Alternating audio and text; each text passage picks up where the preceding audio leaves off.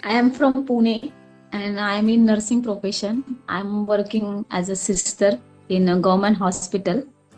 And actually, I'm in meditation since 2 years, but not in consistent way.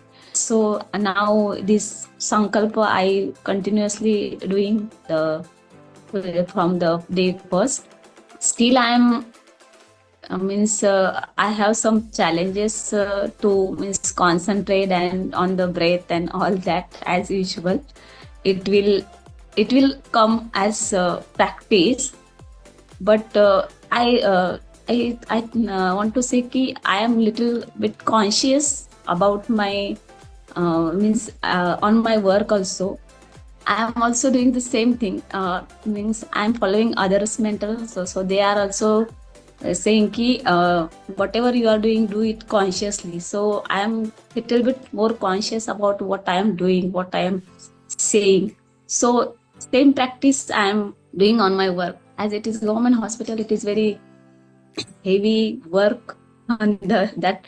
So I'm previously I'm irritating and scolding on the patients also, but now I'm more conscious and little bit calmness is there in me.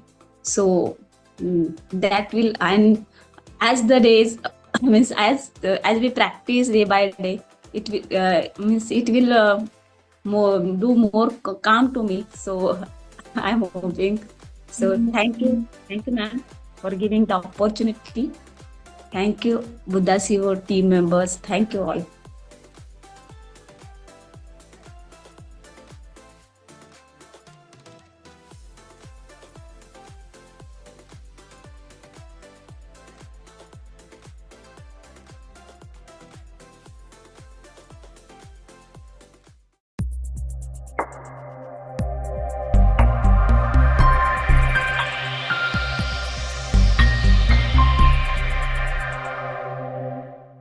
Namaste, very warm welcome to the day 33 of our program Gratitude, dear friends and masters.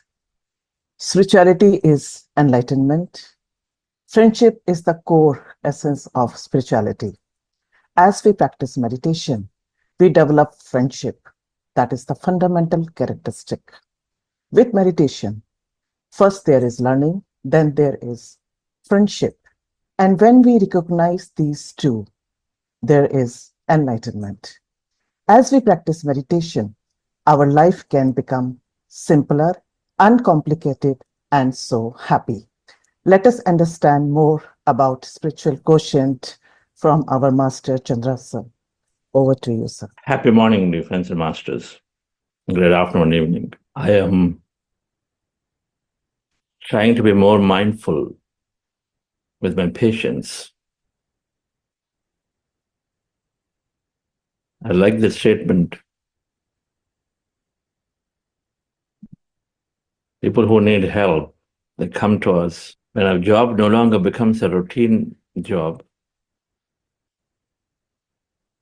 and it becomes more filled with empathy, so automatically our response changes. So then all hospitals where meditation is there, beautifully transform into temples of service. We have to look to see how can I introduce this in every place that I am. There is no single place where it's not useful. Every place that I am there. Do you hear background noise? Okay. So we were understanding the 6 spiritual science theories, which is about the principles for that explain our nature of personal reality, how things are happening. When we add the energy dimension to it, energy and matter, so far we explored everything from a matter perspective. That it's a biological process, it's no random formation of things come together, this intelligent body is just randomly created. But from when energy is combined, we were understanding from the energy field to matter. So what comes here goes back. We're understanding this principle of natural reality and why things that are unexplainable that are there. How can you explain? There are many things that are unexplainable.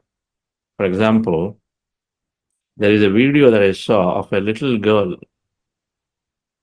It must be there with many of you, and it's going in the, WhatsApp has a phase, right? There are a bunch of things go in the social media. A little girl was speaking with so much of clarity. She's talking about Kirta, she's talking about spirituality, amazing, amazing amount of wisdom. How can you even explain some little girl at 6 or 7 years or whatever, that the way she speaks, the way she just is a matter of fact. Ask any question, and then she immediately comes with an answer. Either citing a shloka, citing a story from Vedic culture, immediately you know that it's not cooked up, you know that it is just happening for her.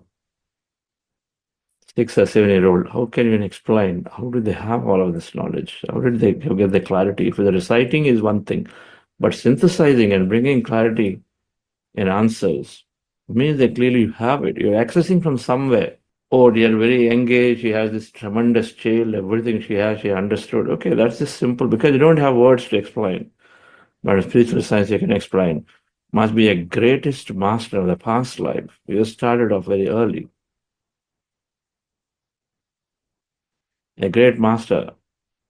So the six spiritual principles that we start understanding. The first one, law of consciousness, a principle of consciousness.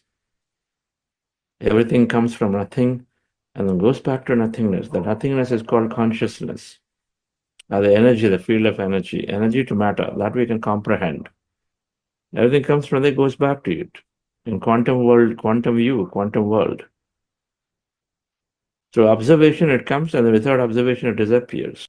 I get an experience into my life, and we put my observation into it.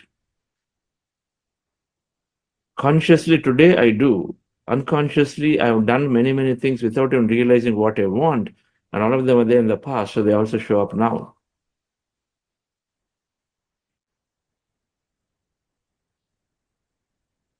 Because it is there, that's the nature principle. So, principle of consciousness is saying things come from nothingness, go back to nothingness, they merge with it, and then they take another form, another form, another form. Then comes the principle of reincarnation, which is saying that we reincarnate. Derived from that principle is that we are reincarnating life after life after life, coming to you to experience life. So much of scientific evidence is there on it. We come here to experience, and then we go back to come back to experience something new. And principle of cause and effect is the law of karma. He is saying that when you come here, do things right. You come and I come and everyone come. We all come here together to do things right in a way that it is supporting everyone to experience more. If I don't do my action right, my role right in a movie of 10 people, then of course then it's going to impact everybody out there. But everyone came with an agreement.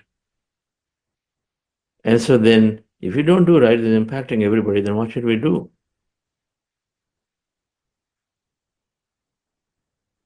We simply are correctly sit down and say, hey, you know what? You got to do it right again. Practice it again. So we go back and do that again. That's all it is. Law of cause and effect. That an effect is there for which we have to go back and then relive the cause. Then fourth thing is that as we live life like this, then there is progression. Always there is only an actor repeating 100 times a scene, only progresses. Some are careless, some are careful doing, so some take less takes, another take longer takes. Progression. Then principle of yoga, something that accelerates things, acts like a catalyst. So everything happens very quickly because there's a lot more mindfulness in it, a lot more awareness in it. So things happen a lot more quickly. And the principle of infinity, when you realize that that's how it is, then and the yoga and then meditation. Yoga means meditation, the realizing your higher self. Until then, we're only acting, living the life as just a body, but now we live life as consciousness, then suddenly you realize you have infinity at your disposal to experience. The 6 principles we're working on. Let's go into meditation once again and then discuss the ones that were not covered today after meditation. We covered some on Wednesday. Those of you missed this part, you can go back and listen to the recordings of Wednesday about principle 1 and 2 in detail. We understood. We want to cover the remaining principles today. Relax yourself, dear friends. We are practicing breath mindfulness meditation.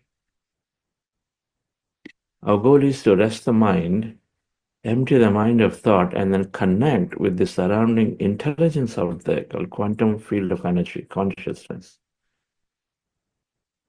When you observe your normal, natural breath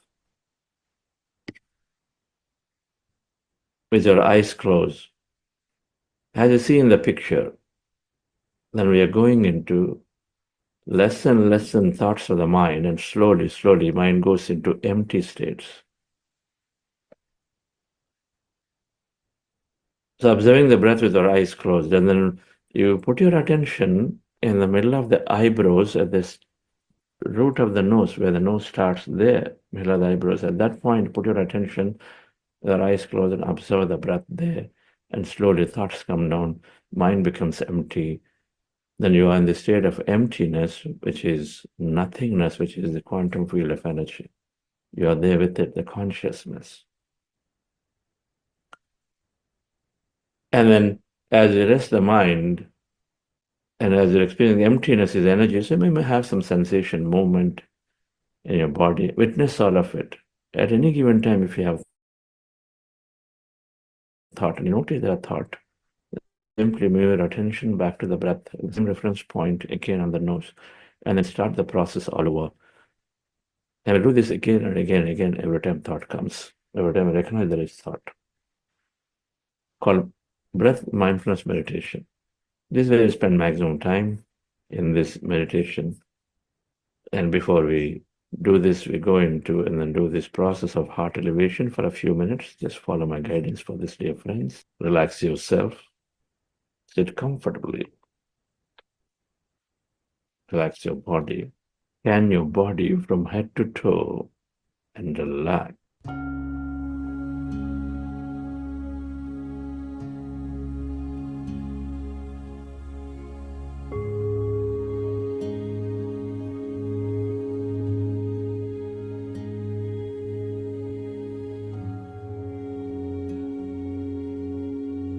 Dear friends,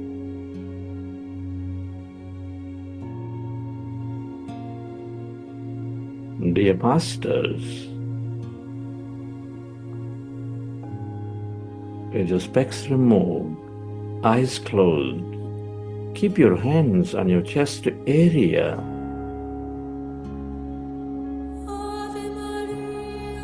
Rest your attention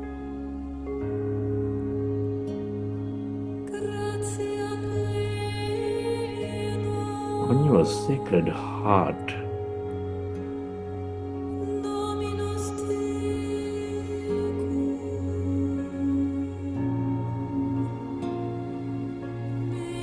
And you feel your beautiful heart.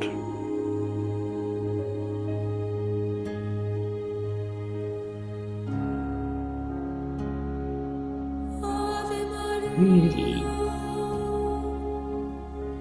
the center of all emotions, nurturing all life with its energies of compassion, gratitude, kindness.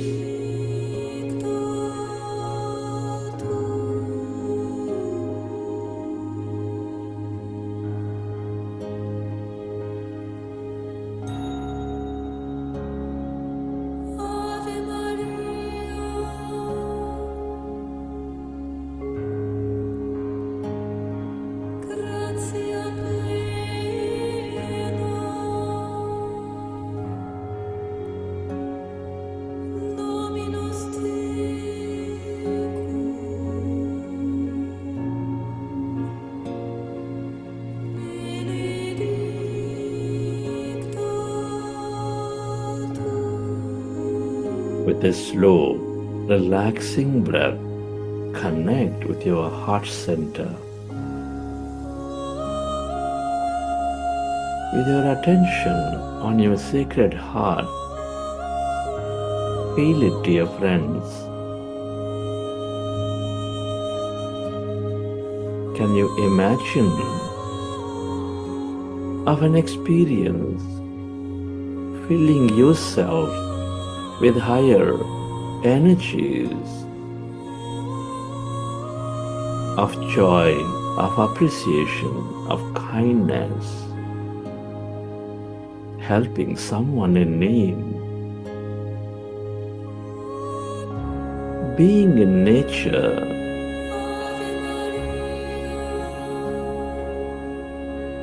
spending a loving time with a child or whatever that may be.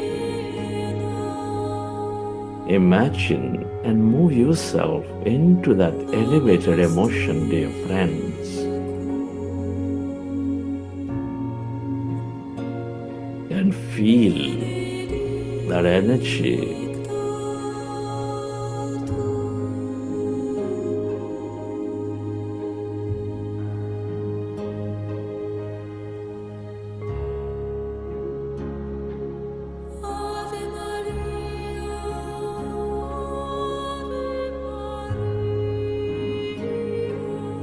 Relive that moment and feel that energy. Feel that vibration. The more you experience,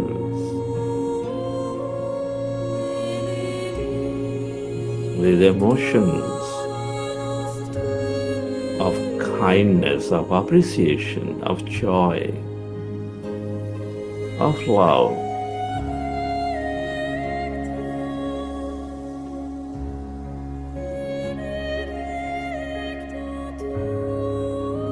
the more one you become, the more coherent you move your body and mind into.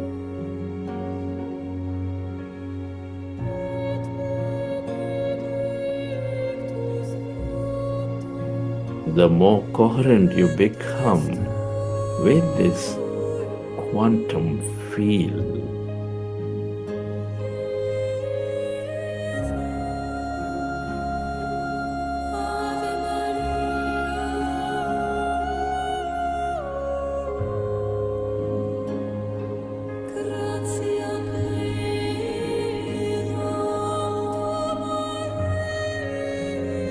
And allow yourself to spread this energy onto those in need or to everyone, to everything.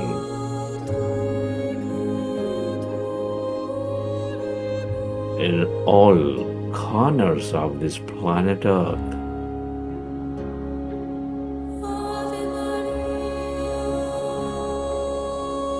To help them know themselves,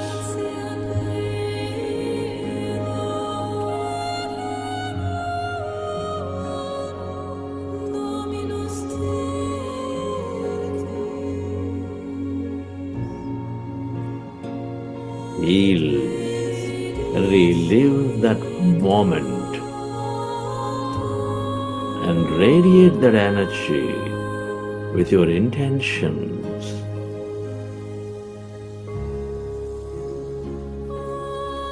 Elevate yourself.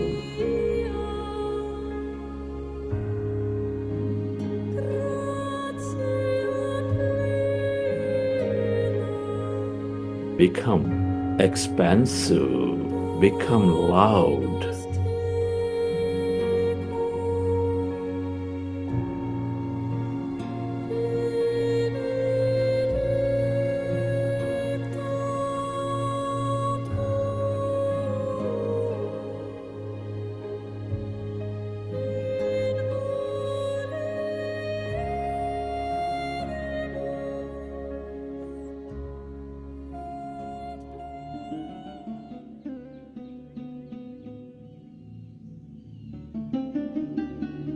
slowly, let's go into breath mindfulness meditation.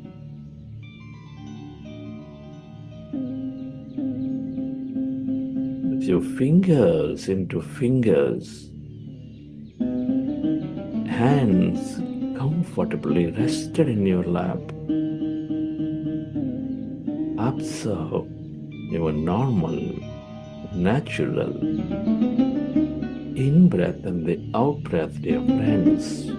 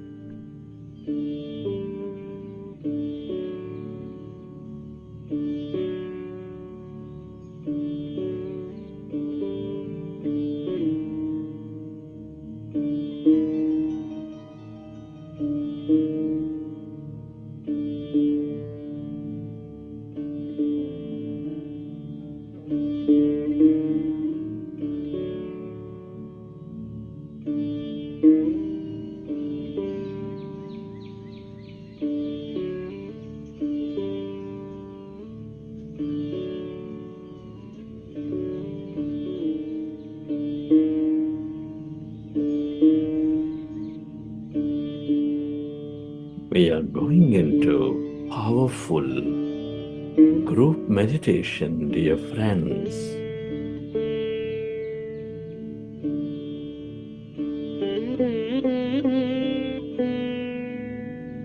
When you observe your breath, your mind slowly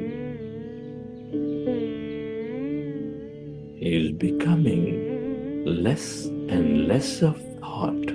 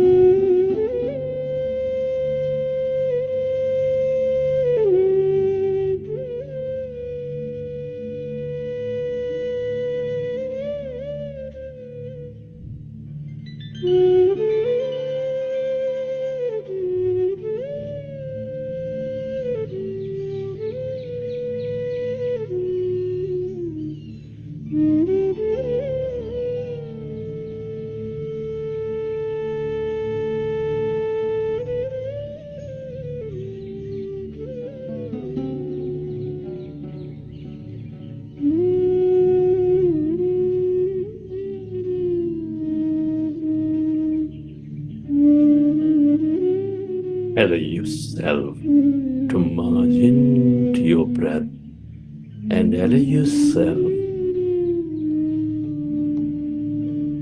to experience that quietness, that calmness inside of you, all around you.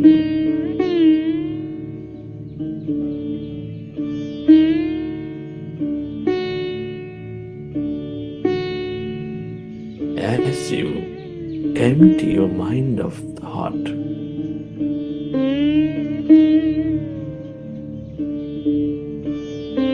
you experience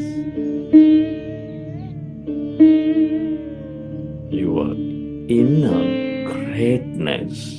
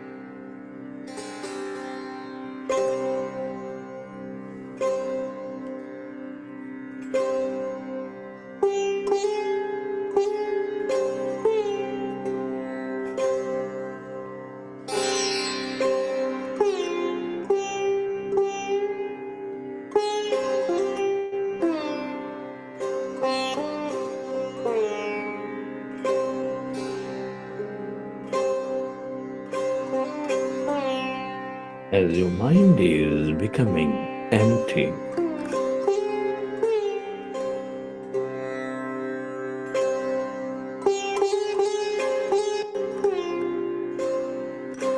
You allow your body to function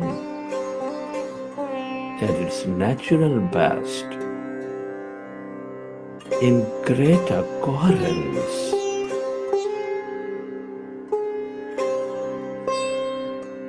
You channelize that liberated energy into the present moment.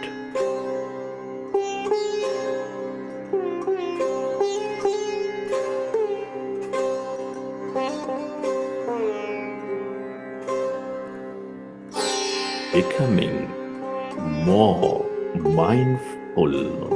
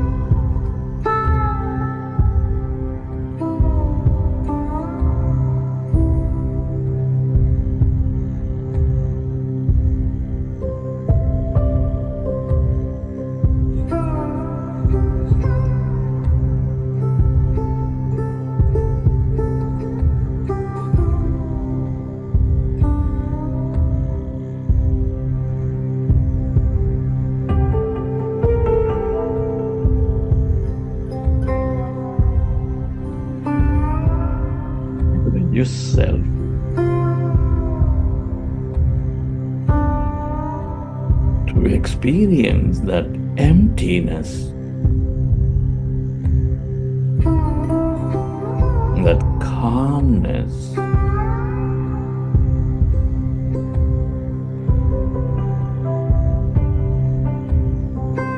all around you. That's energy, that feel of infinite potential, the feel of infinite wisdom.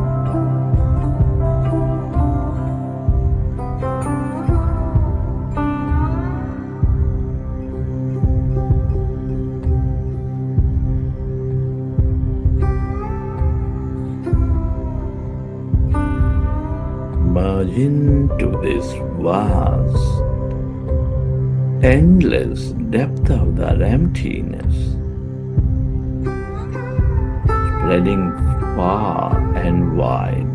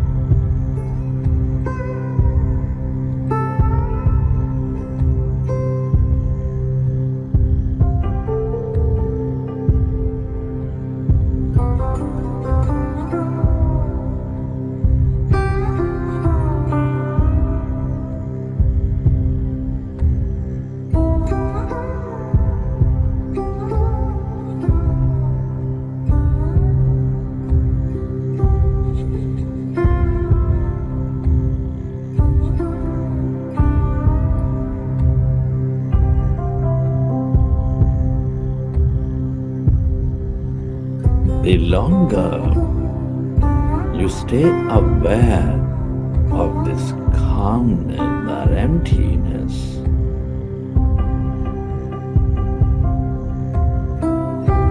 the longer you stay connected in this field of energy,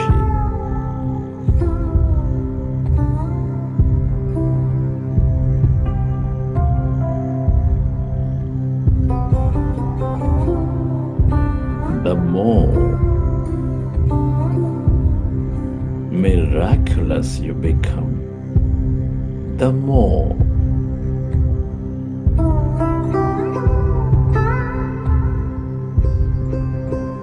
new you become.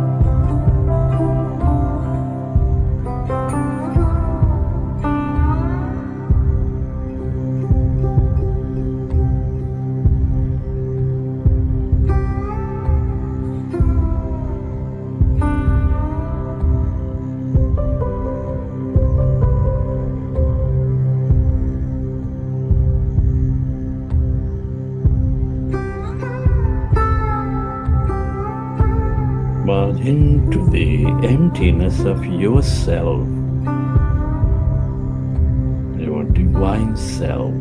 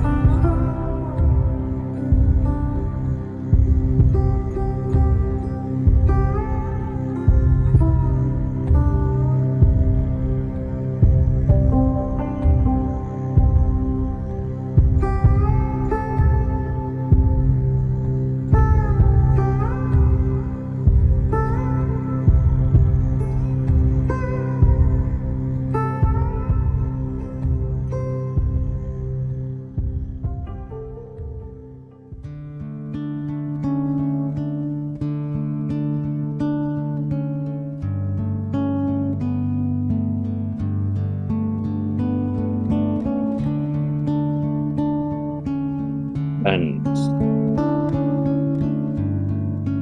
it's truly a privilege to be living this life, to be exploring consciousness at this time of history. Many are not so blessed. Can you express gratitude to all things and everyone in your life? Your gratitude to your parents, teachers, mentors, your family, friends, colleagues,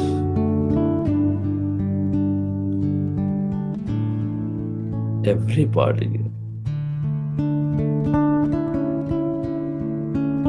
Be grateful to all the planets, stars, the plant kingdom, the mineral kingdom, animal kingdom.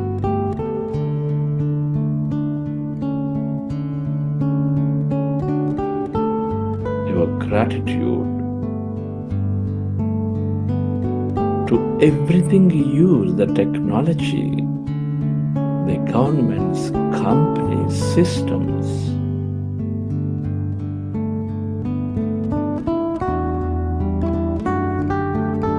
Gratitude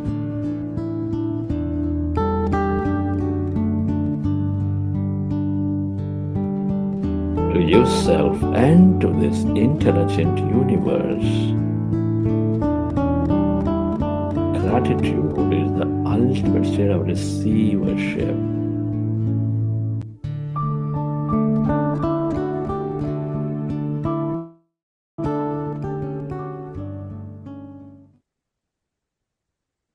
All is well, I can rest, I am safe. All is well, Relax your body. all is well, I can rest, I am Let your autonomous nervous system repair your body.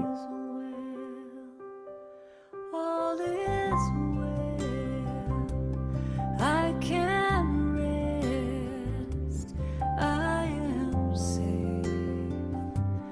All is well, all is well, I can rest, I am safe. Recollect your experiences from the session And whenever you're ready, you can keep your hands on your eyes for 5 seconds and then you may open your eyes.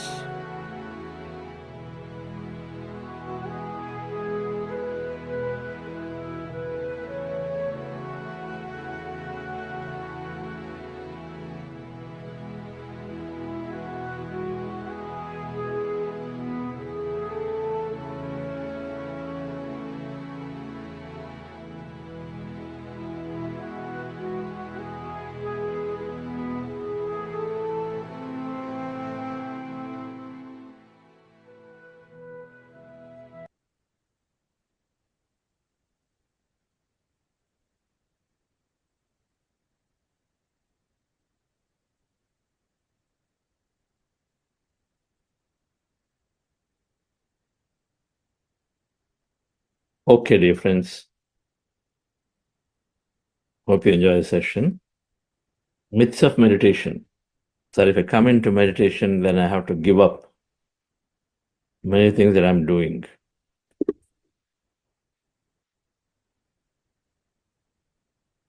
Biggest myth, for example,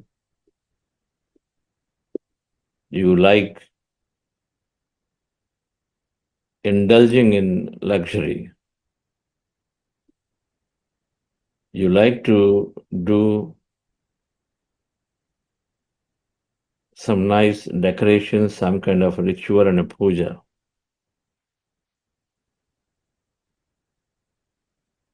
You like to gain some money. Myths of meditation is saying that slowly I'll have to give up all of it. If I come into meditation, I give up all of it. I recognize and see that everything is illusionary, everything is temporary, so I don't need them. But when we have to understand that meditation does not make you give up things, meditation makes you not attached to things.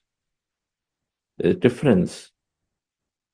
Giving up means not experiencing. Attachment means not wanting to experience again and again and again, and then going to suffering and sorrow when the things don't happen.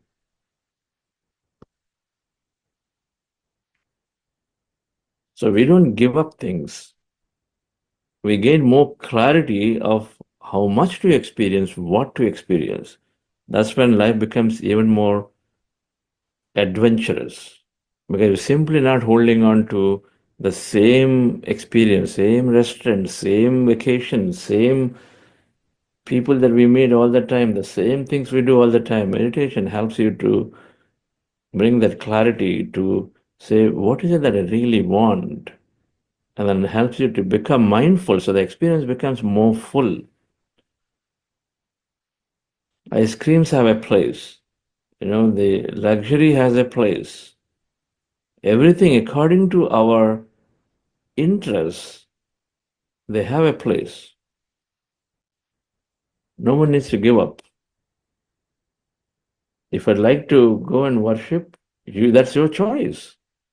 You do that, that's your choice. Nobody says don't do it. You become the master of your life rather than simply following just because everybody is doing, just because this is the way that I've been told from the childhood, then you're just simply doing it. Instead, with meditation, you make your decision. Is it still serving me? Not serving me. If not serving me, I take it out. If it's serving this process, this methodology, I'll use it and I'll do it.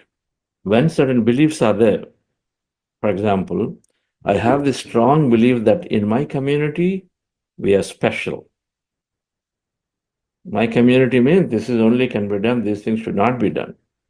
The strong belief ingrained from the childhood.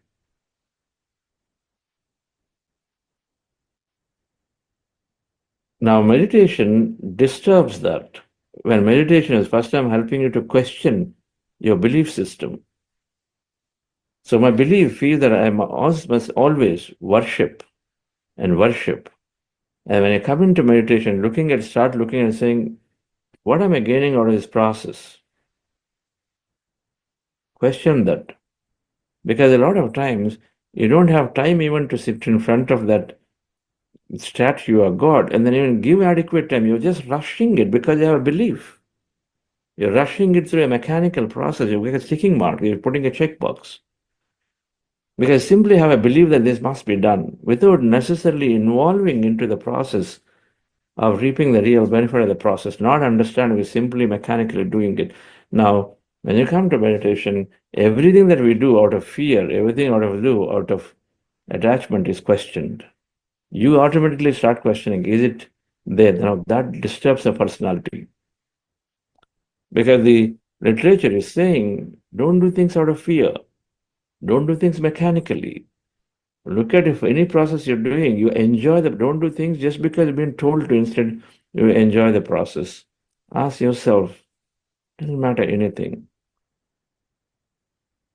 And so then there, it touches, it disturbs our personality. It's called a personality is touched and disturbed whenever we get to hear things that are uncomfortable to us. Our uncomfort is because it is tackling at the root of the issue that you're holding on to as a dogma, as a belief, as something that you thought is the way of life model. And so you're not ready to question that. But those who allow them to be questioned on everything they are doing will definitely move forward into the future, because if you are getting uncomfortable, that means perhaps there is something that is there which you're not necessarily doing the way you want it to be, instead of simply following a ritual, simply making it a belief that has come from the past. But otherwise, it's a free will system. Everyone can experience the life they want. They choose, they decide, and then do whatever they want. Only one thing we constantly tell, do not hamper the progress of somebody else. If you like freedom, give the freedom to someone else. If you don't want to be told again and again and again what to be done, do not interfere into somebody else. If you don't want violence to be given, don't give violence to somebody. If you don't want to be killed, don't kill something. Encourage something to be killed. Animals are our friends, cannot be killed. It disturbs a personality. When I talk about it, it disturbs personality. No, how can it be? That's my staple, that's my food. Staple food. How can it be? It disturbs. Then suddenly, with that disturbance, then you want to just go away because you're suddenly worried. What happens to my eating habits now? Not a question, dear friends. So the essence is that meditation is helping us to move in towards a higher experience in a way we live and we let live others, everything else. And it makes our experience full, mindful. That means you do not need to experience over and over and over. And so that means you're ready to move on to the next and next and next, because all in newness that we seek, we learn more in newness. Newness of experience, we learn more. And the more you learn, the more you are satisfied with yourself.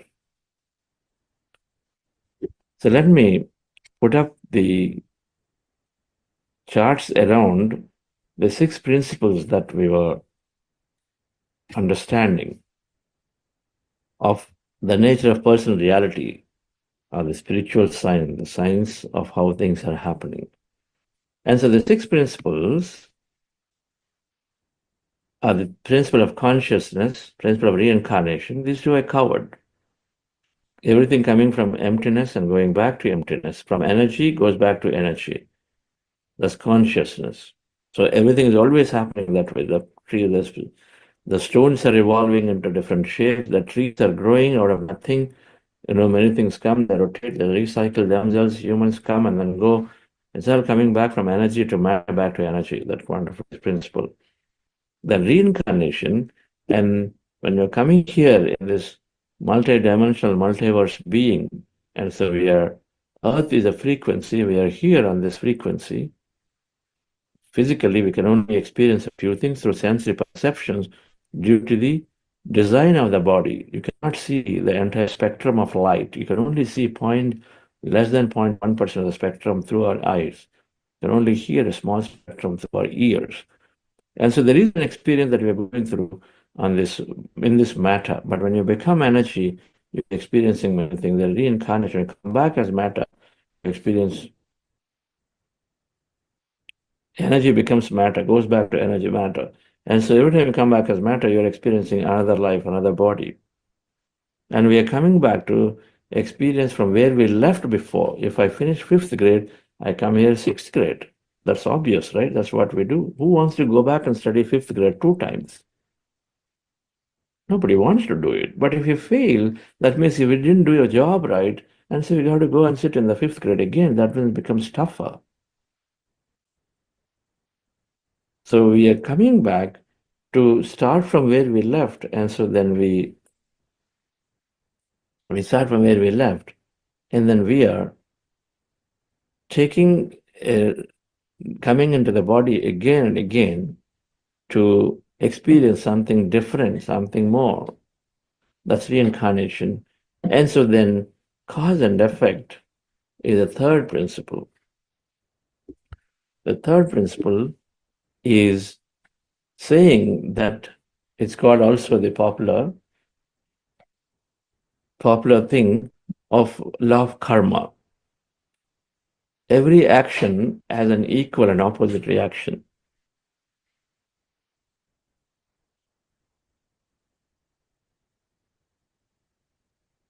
So for every cause, whenever there is an effect, when there is a ripple in the pond, there must be a cause for it. Either water droplets might have fallen due to rain, or there is somebody threw a stone. Something must have happened. That's why the ripple is there. That effect is there. We see the effect, but there must be a cause behind it. Right? So the cause and effect is saying for every cause there is an effect. And so we are here reincarnating. Energy became matter, and then is there for a long time. Somebody observed, the quantum physics principle, observation manifests reality. So somebody observes, so we are here as matter.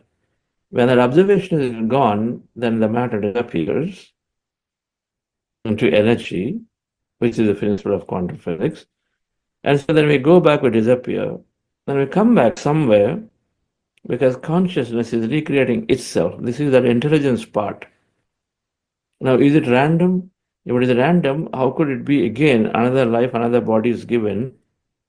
And so many bodies are given. Everything seems to be perfectly synchronized and orchestrated in itself, with billions and millions, billions or trillions of cells inside.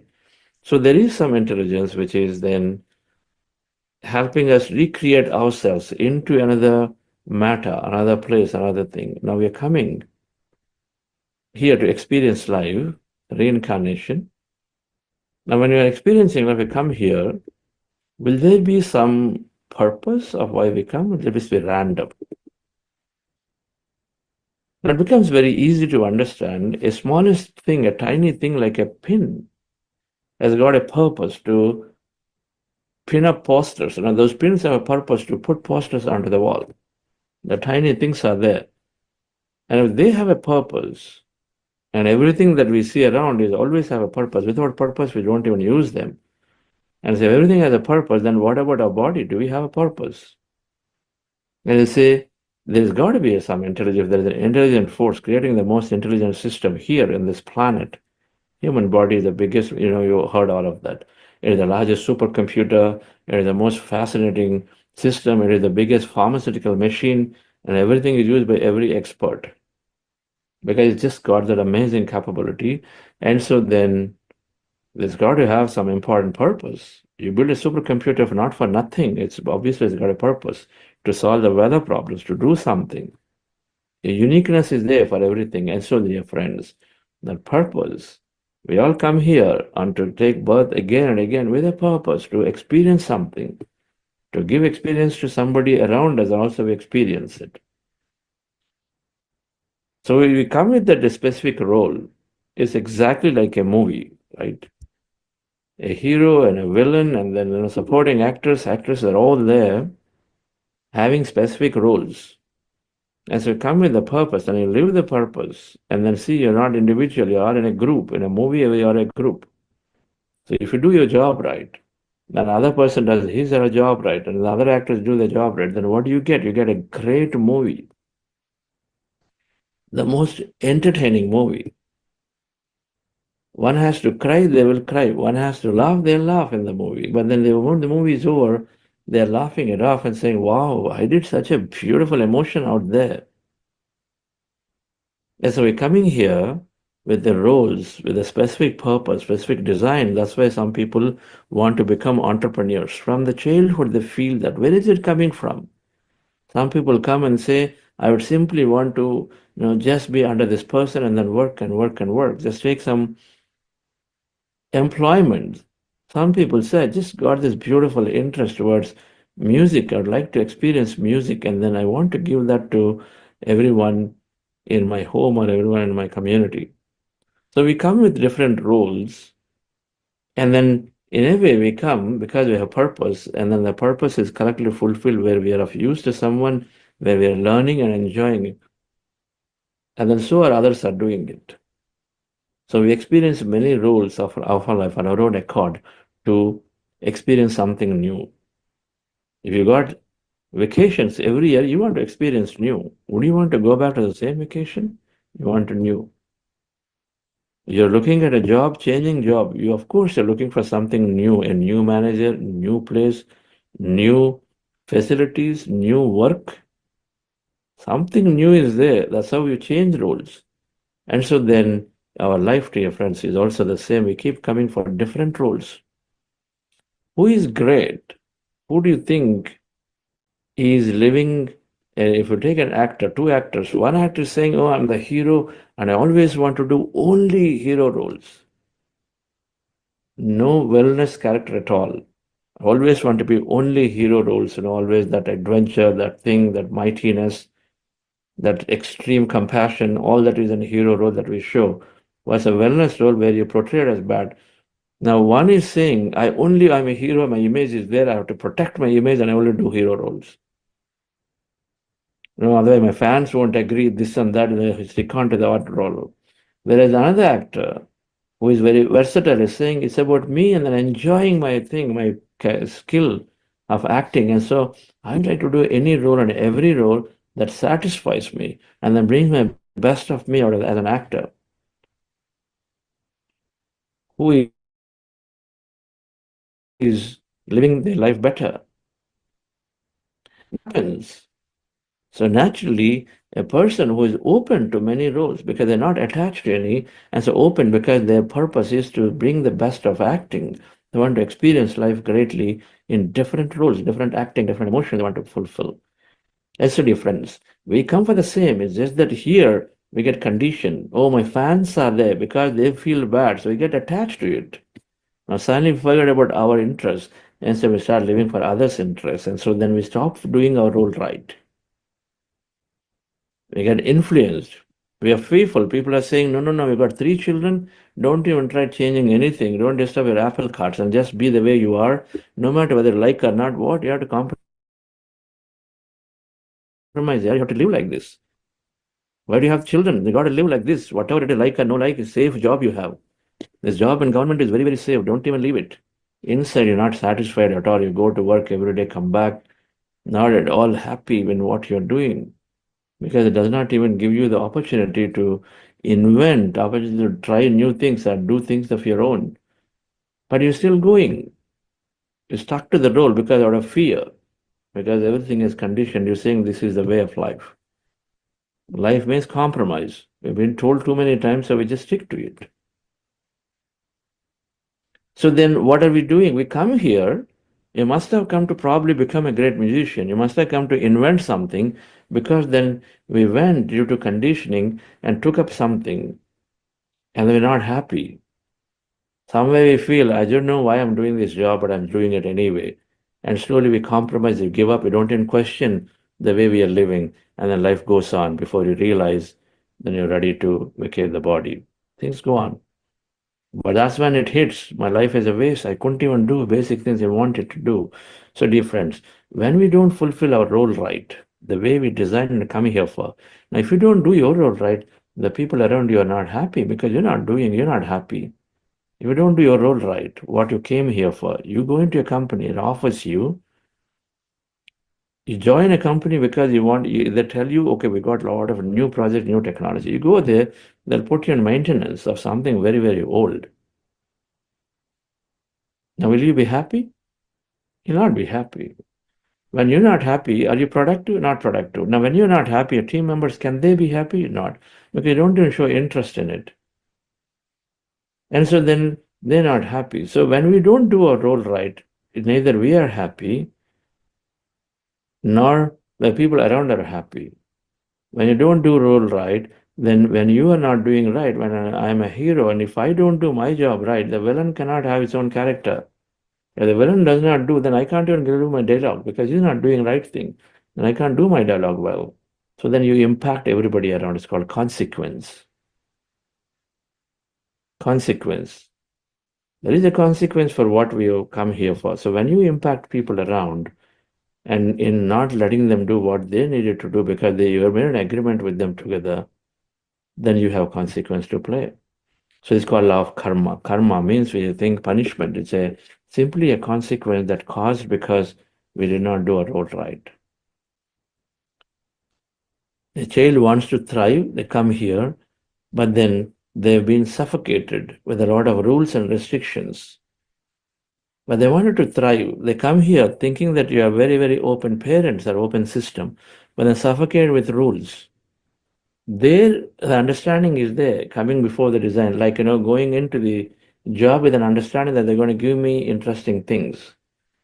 But after going there, it's all changed due to various reasons.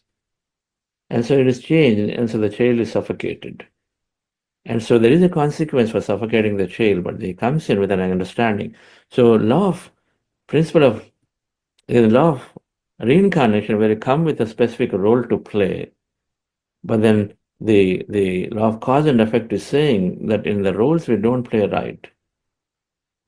We agreed that will not hamper progress of anybody. We agreed that everybody is given their free will and freedom, but here we come and then hamper it, and so as a result we have consequence to live. I kill animals, I have a consequence to live. I suffocate somebody at my workplace, I have a consequence to live. If there is a manipulation in the place, there is a consequence for it. If I break a rule in my community, there is a consequence, I know it. And I break a rule while driving beyond 80 or 100 kilometers per hour, 1 month later a ticket comes. But I can't deny and say, this is not me, I didn't do it. A lot of times we forget, and so the consequence show up when we forget, and then we deny, we're in denial. But the fact is that you did speed up there, and there are pictures there sometimes recorded. Now, same thing here. When something's happened in the past for which we are reaping here a consequence, we don't have answers. But the pictures are there called Akashic records. They're there in the energy as memory. When you tune in meditation, you tune into some of those memories of past. And so then we suddenly realize, oh, okay, I'm reaping today, I'm suffering because last life or whatever, that I've strangled so many people to death, that I suffocated them so much today. Here, I'm suffocated in this community family when nobody listens to me, everybody pushing me, and I just have to follow. I'm in living total suffocation because I go back and see that we suffocated somebody else. Now, why did I do it? It's a free will system where one recognizes and says, I went there to live, let people live, but then I suffocated them. And I tried this two times, 3 times. Every time I went with an intention to let people live freely, but I couldn't. So tell you what, I want to just go and then see what it means to be suffocated. Maybe that's when I really learn this lesson that I'll never want to get distracted with conditioning that no, I can go and suffocate, and distract with greed. So we come back trying to relive an experience of that suffering so that we really learn from it. When do we learn most? When that thing happens to us. That's when we say that I don't want this to happen even to my enemies, even my dreams, because then we feel so much that we decided that from that point onwards we don't want to ever cause that hurt and grief to something. And so we take a challenging role and our own accord to learn from the lessons to help everyone to experience life the way we want it. Law of cause and effect is there to living our roles, and if we don't live our roles, consequences there. I want a simple one-bedroom home, but I'm just greedy, and then whatever, then I just go and then build a 5-bedroom home in a beautiful forest area and just remove, 3 whatever acres of space, just clear it just for doing, for my own pleasure, killing so many trees, killing so many microbes, so many insects and anything, depriving many things. Whereas our need is so less, but instead it just went on this attachment. So there is a consequence, dear friends. There will be a consequence for what we create for that. So how do I live?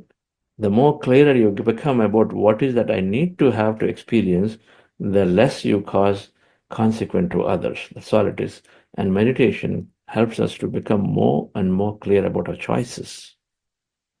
So in the context of nature of personal reality, in the context of this principle, when everything is self-creation, we have come here with our own design and accord. And so then there's no luck. There's no bad luck and good luck. Then everything is just there. You have gone in with a role. You have gone in with a situation. Now, I went in with my own requirement. I chose a company because I thought that all things happen. I go in there. So it's all your creation. Law of cause and effect saying we come with this our own accord, with a purpose, we design and go. We choose a vacation place, we plan everything, we go. Right? So it's all self-creation. We recognize it. Good or bad doesn't matter because there is all experience. Everything is an experience. And so law of cause and effect is all experience are happening. Prince, pauper, king, queen, are now beggar and a rich person, educated person. The different roles we're playing simply like movie actors. Nobody is higher, nobody is lower. This is the understanding we come to. Just because we got very successful company, another person failed, doesn't mean that that person is less intelligent. It's just a role they chose to play, so that the people around, the employees also learn to minimize their expectation. Perhaps somebody fails in a company, expectations become minimal. Otherwise, we just have rampant expectations. So perhaps it's for their learning that CEO took a role to be a failure in terms of making poor decisions. And so then there are the employees around are learning. Now, the CEO has a karmic learning there because then people are going to tell him, what you're such a wave, such a stupid. So many things he'll tell. And then CEO is saying, just because they say it, am I become stupid? Am I done my best, right? So the CEO is that way, that person is trying to overcome that push from others, instead still live his or her life greatly with his or her own understanding that did I do my job right? And if I did, then it's okay, failure is fine. That understanding must come. And so that's his learning, to be very patient, to be still living a normal life in spite of challenges that come, in spite of what me. So that's his, then take a role like that, where everybody supports in doing that learning. So principle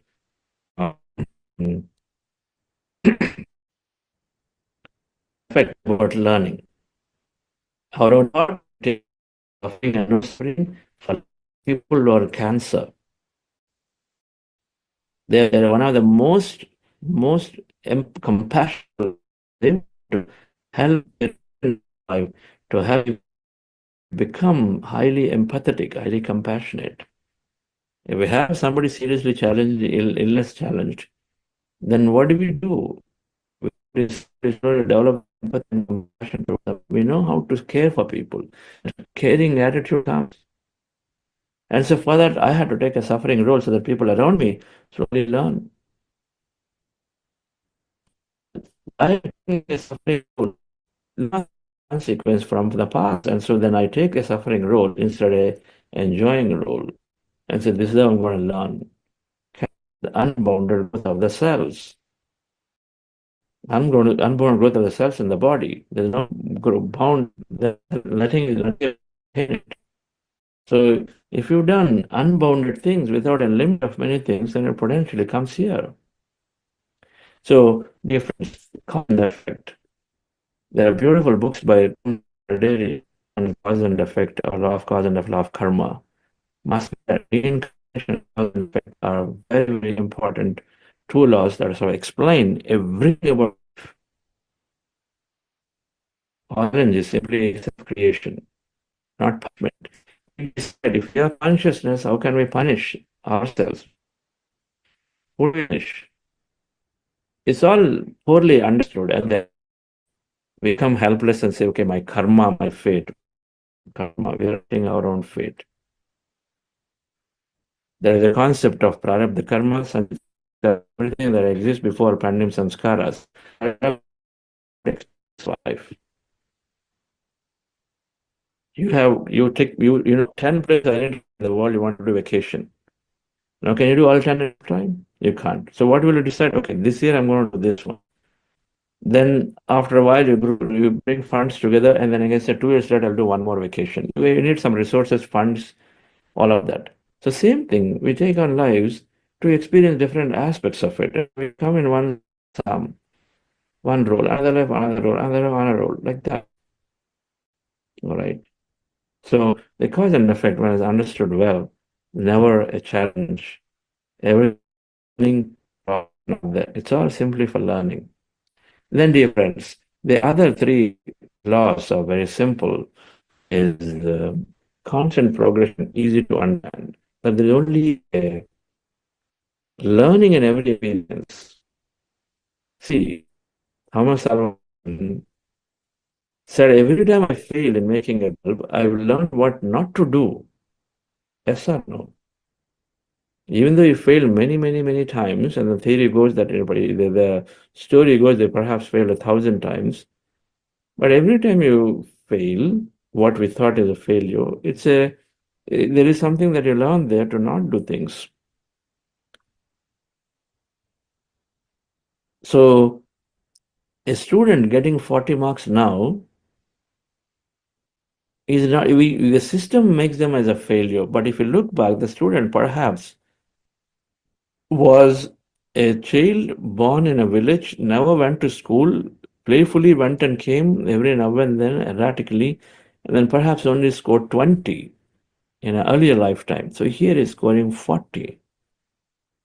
And so then a child is failure or successful. What do you call it?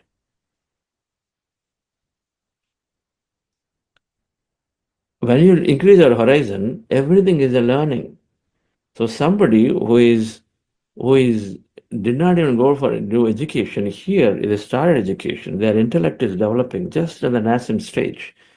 So obviously they will score less, but then here we try to brand everybody the same and say we brand them failure, put a mark on them. But in reality, dear friends, there's only progression. There's no failure at all. Failure, success, failures are given by us, they're relative, right? Someone who, a startup for a VC venture capital, when it grows at 10%, it is a failure. For another venture capital, when it grows at even 8%, it is success, depending on how they want to see it.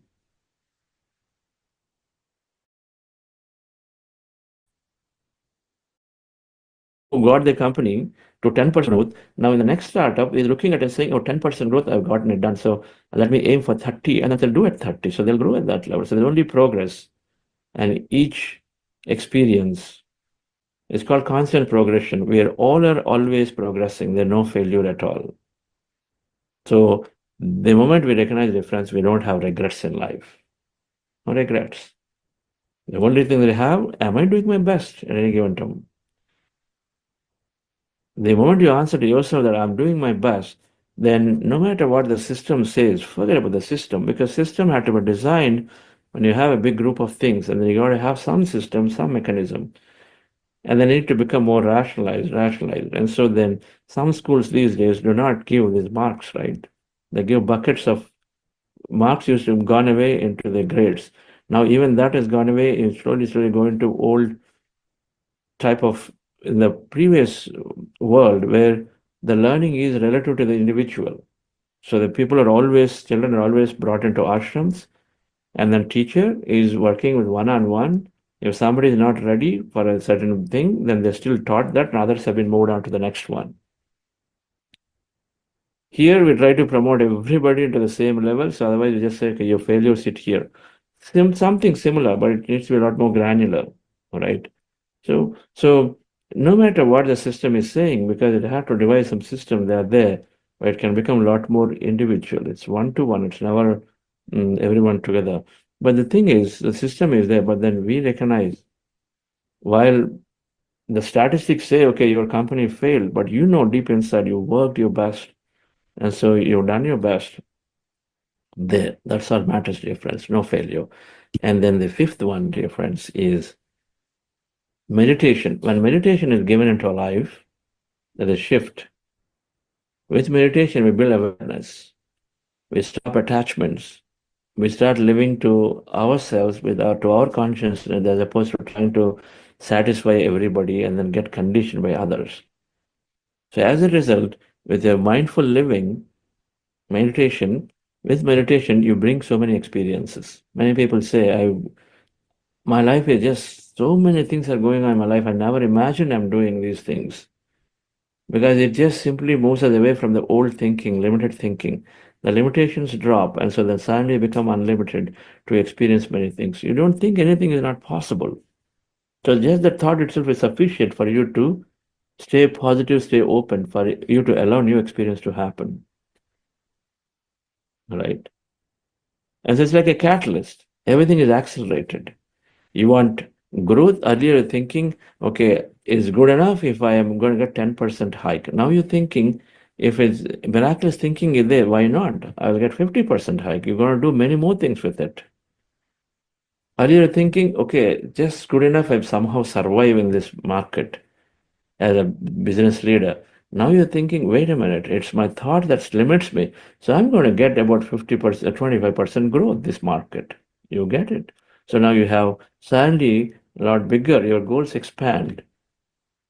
Your goals expand. You do many more things. You allow many things to happen. It's called catalyst. What takes years with a catalyst takes a few days.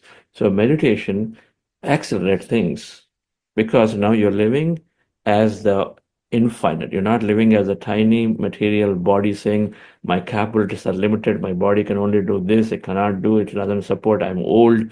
All these things have gone. Instead, you're living like consciousness where there's no limit. So then we use this word. My life is, I'm experiencing miracles every day. What's a miracle? Experiencing things that are uncommon, things that you don't expect to happen commonly. You thought you never had money sufficient for an international vacation, but you've done 3 vacations last year.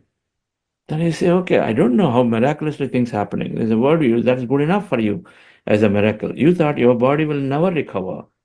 That IBS issue, irritable bowel syndrome issue that you've been suffering for years, a whole lifetime, that migraine caused you so much of suffering, you thought, okay, this is a way of life. I just got to sit to live with it. But then suddenly it's no longer there. They say, by miracle, it healed miraculously. It does because you stop limiting yourself and you're allowing your body to really, really, really support itself. It's the most intelligent system out there. Just by not interfering. So, dear friends, meditation creates miracles. Ordinary life becomes a miraculous life.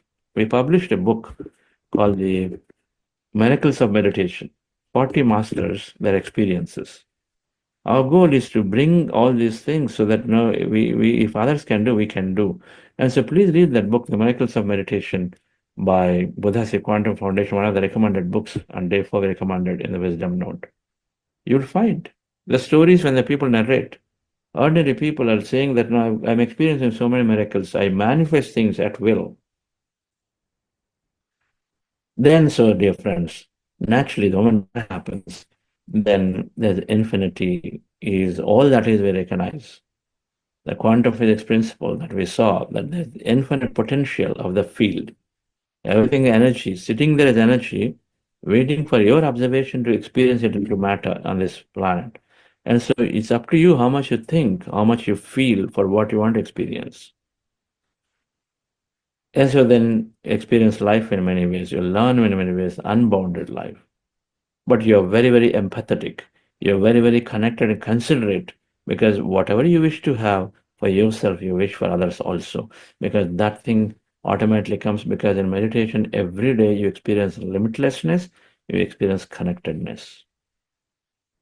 Right. Aham Brahmasmi, limitlessness, I am the whole, so everything is with me. And then connectedness is Vasudhaika Kutumbakam. Because that connectedness is there, you see everything as one family. Not only your family, extend the boundaries to everyone, dear friends. So, coming back to this conclusion of this whole six principles of reality, from nothing comes everything. We recognize it. So, even if you don't have anything, we recognize that yes, I can have something in my life. That's the first understanding. I don't have anything in my life, but I can create it.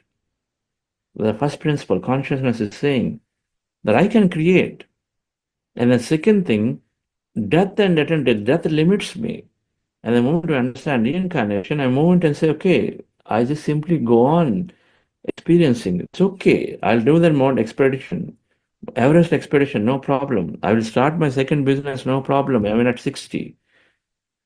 So we're not worried about death, and so then hold ourselves back and say, well, live true to our feelings, because ultimately your feelings tell you what you come here to do, the purpose. So we do that. We stop ourselves limiting from death and fears. Then third thing, with the cause and effect, we stop blaming people. We're saying, okay, it's all my creation. I came here with my own accord and role. Amitabh Bachchan chose his role of being a villain in a specific thing or a hero in a specific thing. Is his role he chose.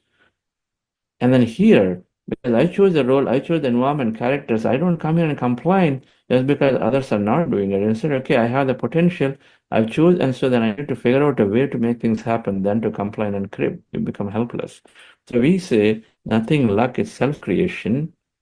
Problems are not problems, they're there simply for learning. This is the understanding you have with cause and effect. Challenges are there for me to learn. I've chosen a tough role so that no, I can become the best. When we gain our best, when we have only problems, we know that. When there are big challenges, we're thrown out of a comfort zone, then we figure out a way to come out. Failure is not there, only progress. We stop viewing things as failure, no longer see anything as a failure. Everything is only temporary in a given time frame. Even in your company, for example, they did an assessment, and the assessment, suppose you thought excellence, but you only got good or whatever, need for improvement. And you see within the time frame, it's not seen as a failure. It's in the time frame of that, within the context of that manager and you, and many aspects that come together and say, okay, now you start immediately question and say, am I a failure here just because I didn't get what I want? You recognize and say, first put things into perspective. Okay, I did my best. Now they have an understanding and view. And so rather than calling yourself a failure, but in this whole year, if you did your best, but still something didn't come, you look at it and say, I know, they give you three reasons. You look at it and say, okay, it makes sense. I could have pushed myself a little bit more, but I didn't do them. If that's a criteria, that's a criteria. But I still learned five things. The sixth thing I did not do. So you look at that perspective. Rather than saying when we scored 99, you don't look for that one didn't happen, you see a failure. Instead, you say, I've gained 99, so great it is. That's how the failure to progress become, right? And ordinary to miraculous. So when yoga, meditation is there, you live life unbounded, live life as consciousness. And so naturally, you live life as one. So miraculous, things start happening miraculously that I never thought. Unexpected things happen. And then finally, unlimited life. Now you see, this is on the right side is the properties of consciousness. If we call consciousness or a God or something, these are the properties. It's everything, it's a forever, it's creating itself constantly. Srishti, Brahma is creating. There's always so much of experience happening. Progress is there because all evolution is always happening. It's always miraculous, surprising, miraculous things are there, unlimited life. So we simply become a new self, dear friends, as consciousness. And imbibe the properties of consciousness is how the principles of reality are explaining that we as an ordinary human being are constantly evolving. With meditation, we truly recognize the unlimited nature of us and go into it. Without meditation, we're living a very, very limited, fearful life. Without this knowledge, meditation and knowledge combined together help us to be conscious. Thank you very much, dear friends. It's always wonderful to understand these topics. Yes, Namita madam. Yes, very enriching session indeed. Being energetic as mind becomes restful is just a small byproduct of meditation. Whole idea of meditation is to merge with the whole, to become the whole. Outside me, I see the universe. Inside me, I am the universe. Thank you so very much again, sir, for this wonderful talk. And as of now, there is no announcement for today. Okay. Thank you all. Everybody gets a heart, everybody gets a soul, everybody gets a mind to let them know that we can be smart, that we can be kind, that we can be living by giving and loving all the time. So on the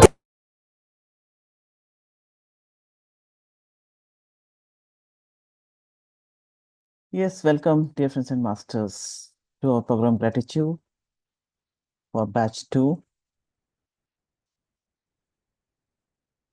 I need not to ask that, yes, all of you had enjoyed the talk.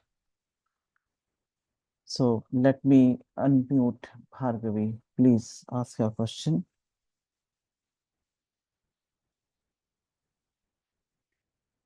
Yes, Bhargavi.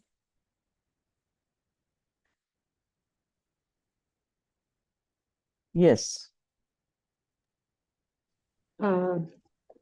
Madam, suppose if anyone wants to harm us, if anyone wants to do anything wrong to us, then how can we welcome that? How can we welcome that? Yeah, your question is on the similar line that day when you had asked that how can we allow our children if it is the child if playing with blade? As I had said, you need to be vigilant always, because just like when your child is playing in the park, you are just keeping a watch. That's it. You're not interfering in the play. He's whatever he's doing along with the other children, isn't it? It's not Yes. that you go on interfering. Oh, what are you doing? What are you doing? Unless, but you just keep a watch. That yes, keep ensuring from time to time. Yes, he's doing fine. That's it. Otherwise, you don't go there to stop him doing whatever he's doing, unless until it is really important for you to interfere, isn't it? Same thing. We can't bring change in others. We can bring change only in ourselves. And as we say that you must be the change you wish to see in the world, as Mahatma Gandhi had said. And other people can harm us only when we let them harm them, in the sense that we let them affect us, impact us. Obviously, physically, nobody is going to slap you. It's all your emotions, how you feel that yes, behavior is not good or action is not good, how deeply you are getting impacted by other person's action or behavior. This is entirely upon you. If you allow your emotions to grow, negative emotions to grow, then obviously you are going to feel harmed. So this is what I would say, and just keep practicing meditation. I think today's crux, what sir had said so beautifully, that in meditation, every day we feel unlimitlessness and connectedness.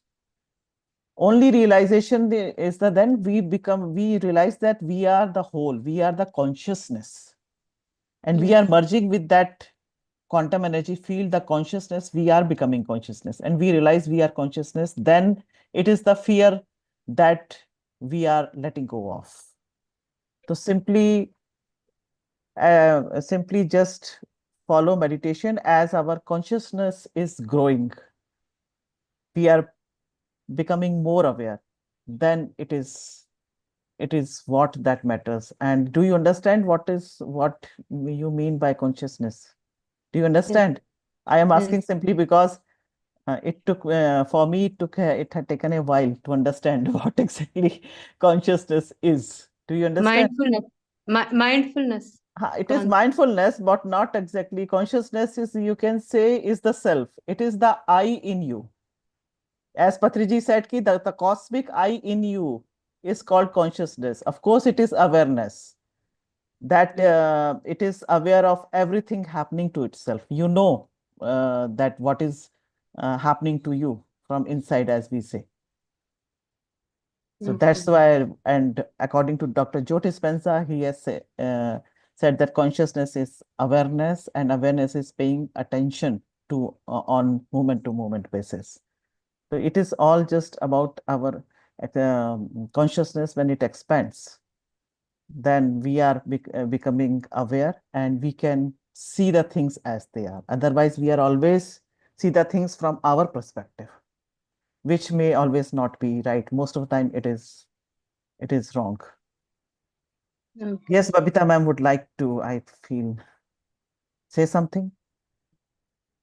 Yes, please unmute. Thank you so much, Bhargavi ma'am, for that question. And Namita ma'am, I loved the way you explained the answer.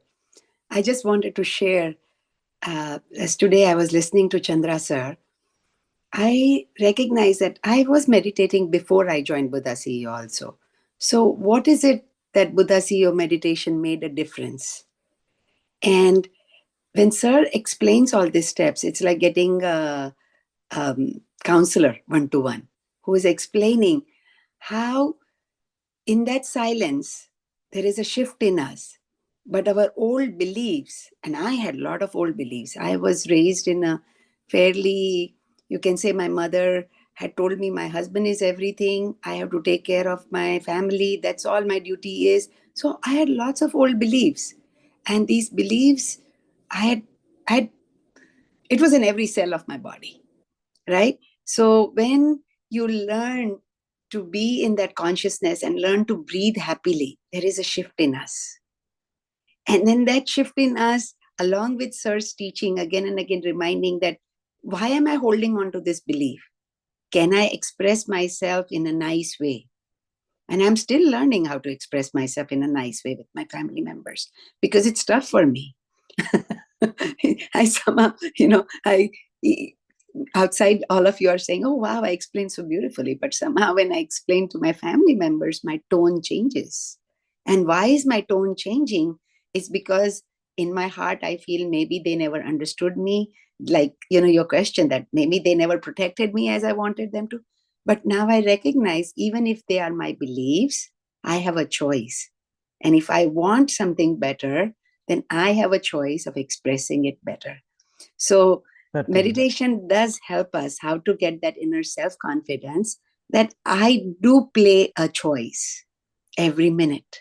Usually our beliefs, our subconscious, when it's not trained, when it's not rewired, it feels, oh my gosh, I have to do the same thing. But right now I have a choice.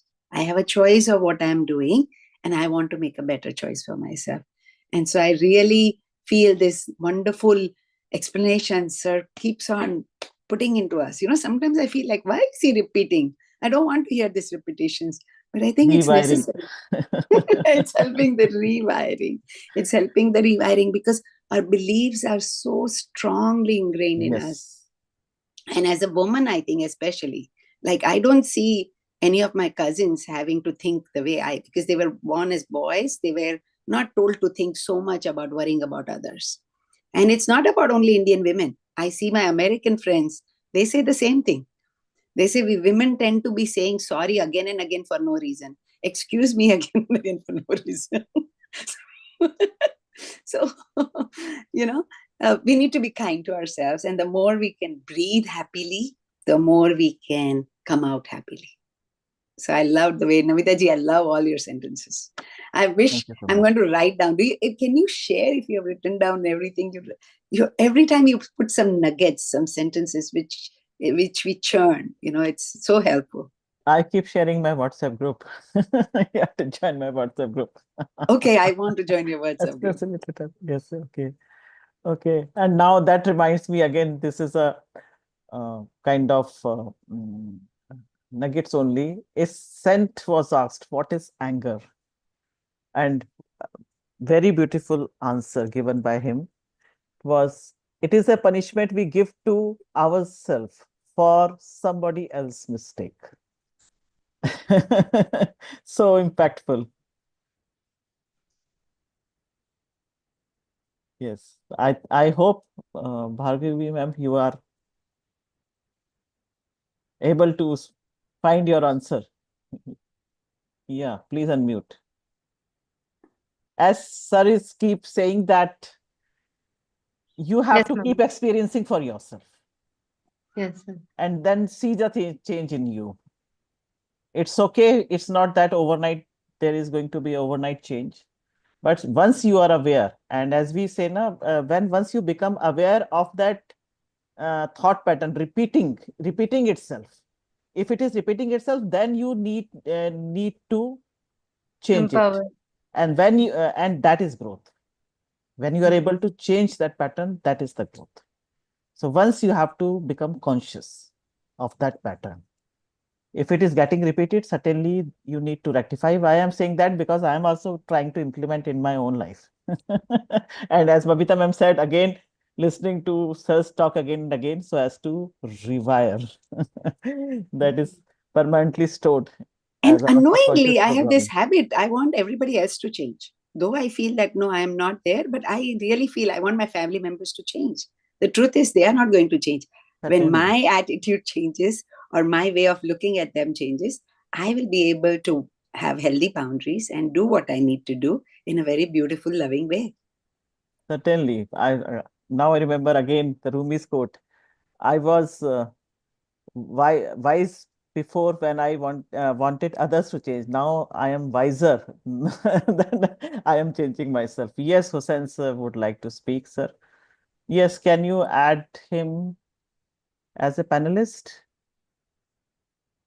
Yes, ma'am. Yes.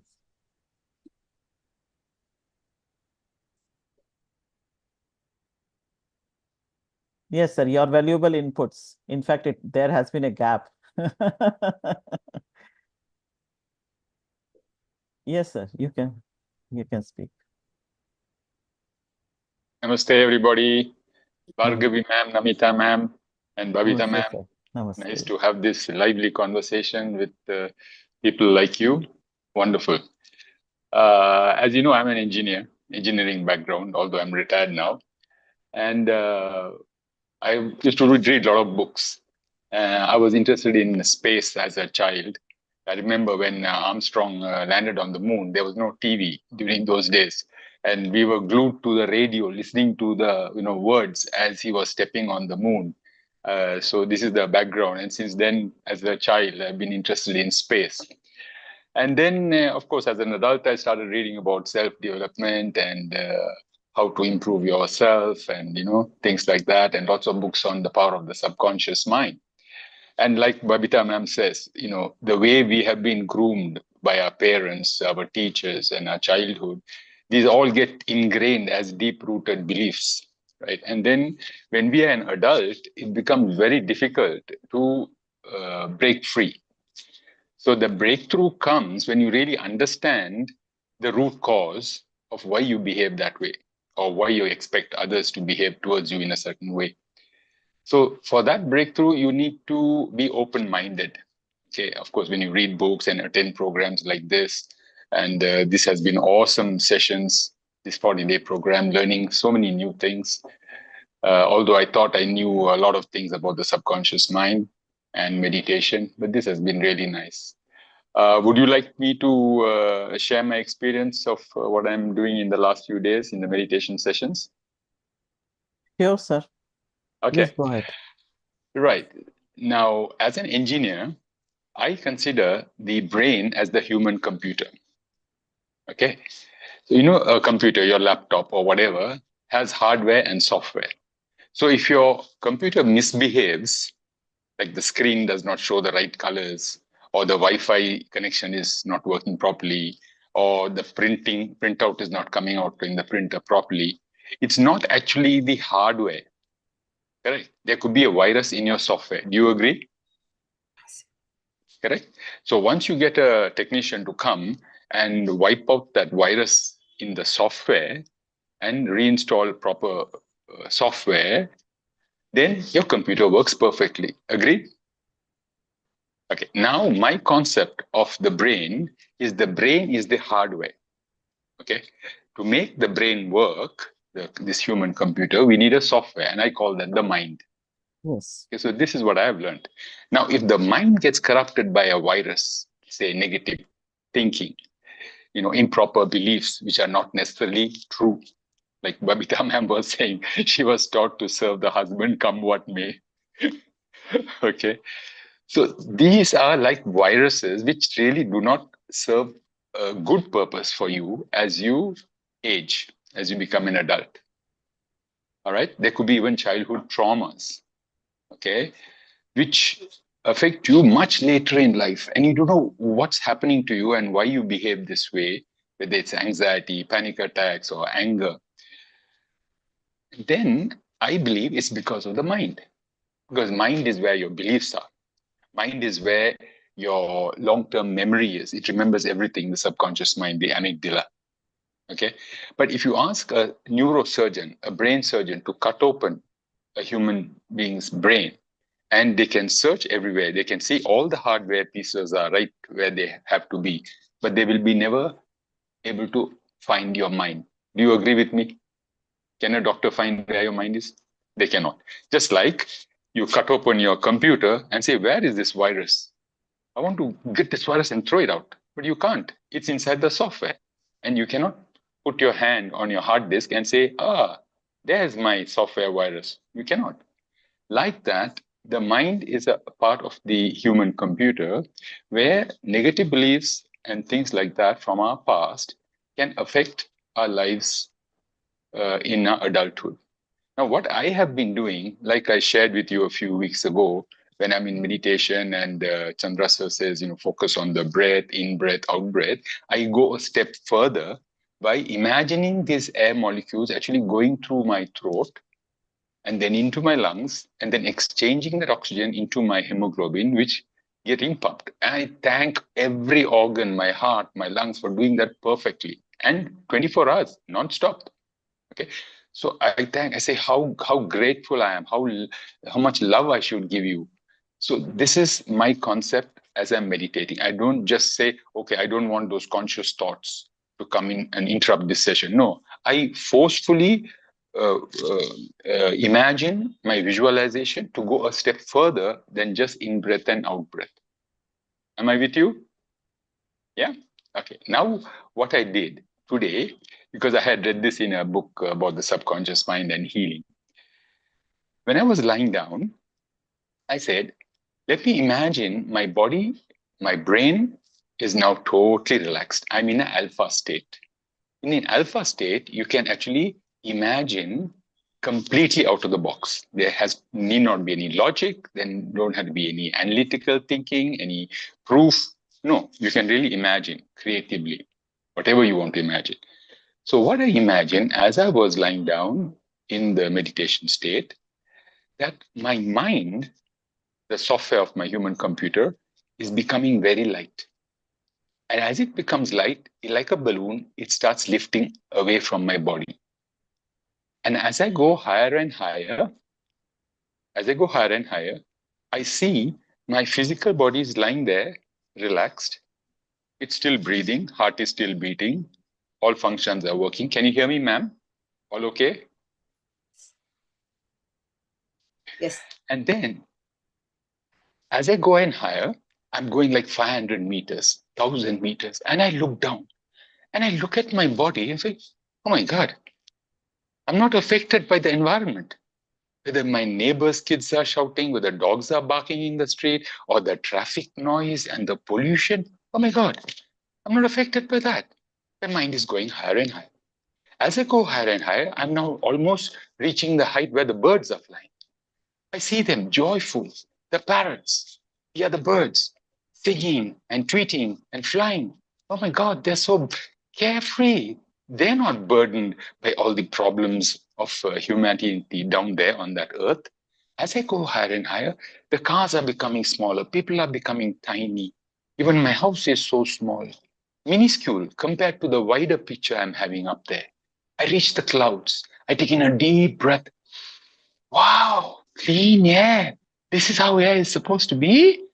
Wow, I feel so fresh, invigorated. I go above the clouds.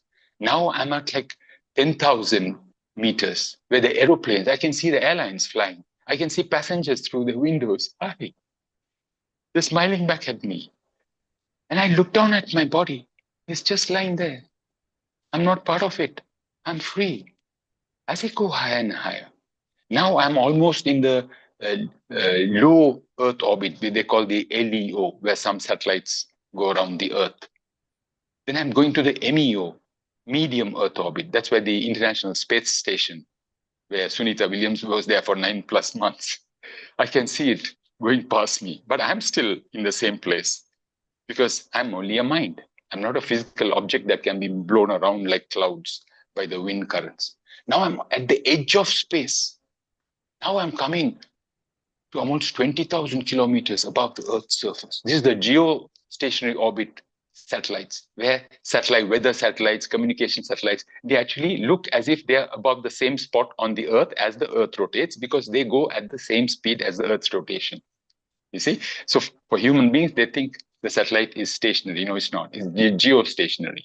I'm at that height and I'm just above my body. I can see it so clearly in my mind's eye. And then I'm at a state in the space where I have this quantum energy, this infinite energy. And I look at all the other planets going around the solar system in perfect harmony. How? Because they have infinite energy. They can tap into that, so everything works so perfectly. And this is how my body was supposed to be. Because I'm energy. I'm part of this universal energy. And then I call upon this universal energy. I call upon this divinity. I call upon this infinity to give me every possible resource to heal my body. And then I see my body like the bullseye, the red target in a bullseye where with the archery bow and arrow or with the darts. And all this universe is working for me. It is bringing whatever it needs to bring from this vast universe of divine and spiritual and infinite energy, and it's focused. You know how like the magnifying glass, like Chandra sir was saying, you can focus the sun's energy to a spot of paper and burn it. Like that, they're focused beam, like a laser beam.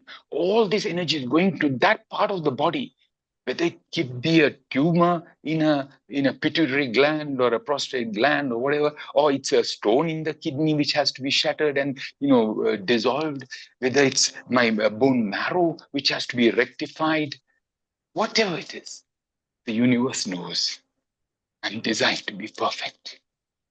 And as I look down at my physical body, the healing is happening. And my mind is so happy. I'm so joyful. And then it is done.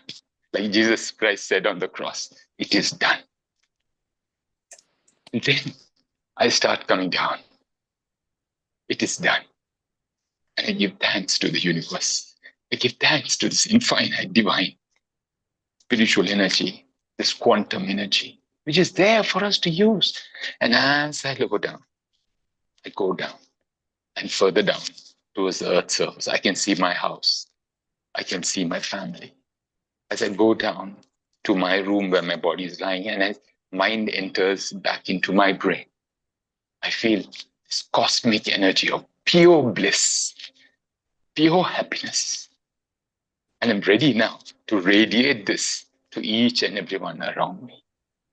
This is what I discovered today in today's meditation. It might feel a bit out of the box for some, like engineers and accountants and doctors, who we are all trained to think in logical manner, to have some sort of logic in this, or proof, because we all work with facts and numbers. But then I'm not an engineer anymore. I'm retired. So I have the liberty to think what I like and dream and visualize what I like. I hope it helped everyone here. Yes, sir. Thanks, ma'am. I can say Thanks. it's a efficient energy manager. It's all, as we say, sir keeps on saying, life is all energy management. So whatever Yeah, you have brought upon every topic, kind of not only meditation when you are just emptying your mind, uh, able to yes, channelize your energy in the present moment, then visualization, everything, and it's the gratitude. As we say, it is not the joy that exactly. makes us grateful. It is the gratitude that makes us joyful. So whatever you are just already setting your vibrations high and Exactly. everything, so what can I add? I don't have words. So beautifully, wonderfully such a beautiful narration. Yeah, actually, I read this in a book many, many years ago. It Yes. was called the Ultra Heights Therapy, which a hypnotherapist had designed to Yeah. heal his clients when they came to him for hypnosis. Yes. Thank you, Visualization, ma'am. everything. As we Thank you, say, ma'am. mind is just a thought factory. Exactly. Thank you, ma'am. Wonderful. Thank you for this community. Thank you so much. Thank you. Thank you, everyone. I think, Yes. yes. Yes. Ravi ma'am. Thank Yes. you. I'm Good to happy hear. that, See the comment from Bhargavi, ma'am. We are yes. there for you, and you are there for us. Yes. Thank you, everyone. See you tomorrow. Keep meditating. Happy meditating. Keep having fun and frolic with your friends. Stay bye-bye. Everybody gets a heart, everybody gets a soul, everybody gets a mind to let them know that we can be smart, and we can be kind, and we can be living by giving and loving all the time. So on the